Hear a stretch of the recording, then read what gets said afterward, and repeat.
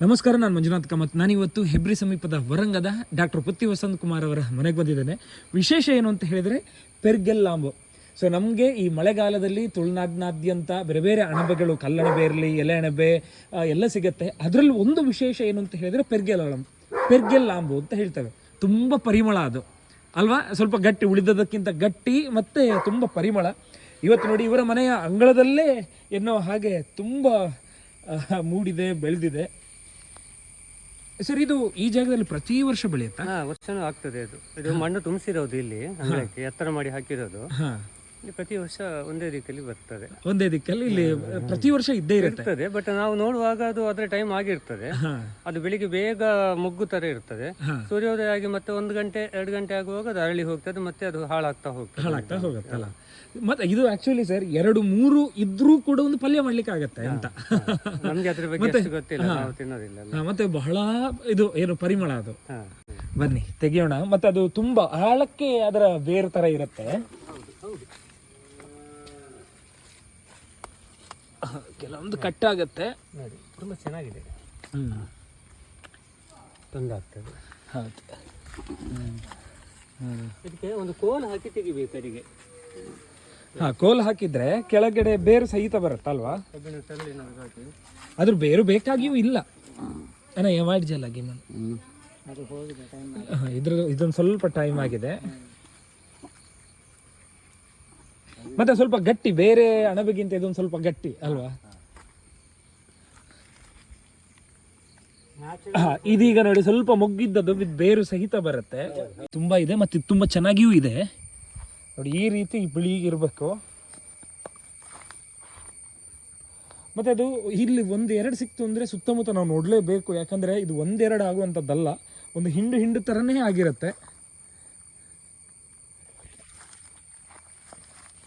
ಯಾಕಂದ್ರೆ ಆಗದ್ದಲ್ಲಿ ಚೆನ್ನಾಗಿಲ್ಲ ಅಂದ್ರೂ ಕೂಡ ಒಂದು 4 ಒಳ್ಳೇದು ಸಿಕ್ಕರೂ ಕೂಡ ಸಾಕು. ಇಲ್ಲಿ ಇದೆ, ಚೆನ್ನಾಗಿರೋದು ಇದೆ. ಅಲ್ಲೂ ಇದೆಯಾ? ಸಣ್ಣ ಕೊಡೆ ತರ ಇದೆ. ಹೌದಾ?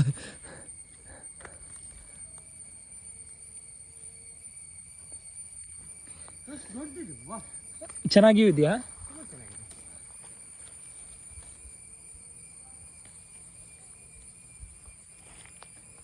ನಾನು ಕೈಯಲ್ಲಿ ಹಿಡ್ಕೊಳ್ತೇನೆ. ಸೂಪರ್. ನಮ್ಮ ಚಿತ್ರಗಳಲ್ಲೆಲ್ಲ ಇರುವಂತಹ ಅಣಬೆ ಅಂದ್ರೆ ಇದೆ ಅಲ್ವಾ? ದೊಡ್ಡ ಅಣಬೆಯಾಗಿ ಹಾಕ್ತಾರಲ್ಲ, ಕೊಡಿ ಸರ್. ಇದೆಲ್ಲವೂ ಚೆನ್ನಾಗಿದೆ.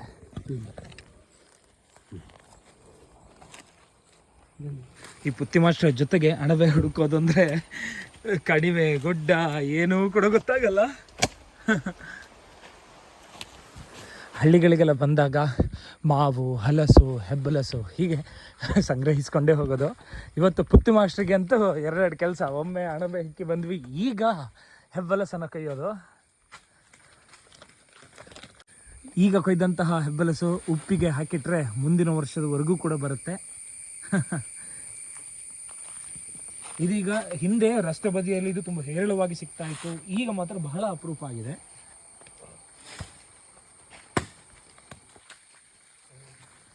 ಹಣ್ಣಾಗಿದೆಯಾ ಅದು?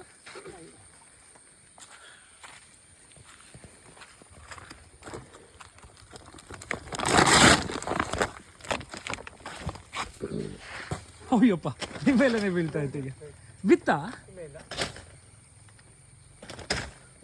ಇದು ಹೆಬ್ರಿ ತಾಲೂಕಿನ ವರಂಗ ಸಮೀಪದ ಪುತ್ತಿಬೆಟ್ಟು ಅಂತ.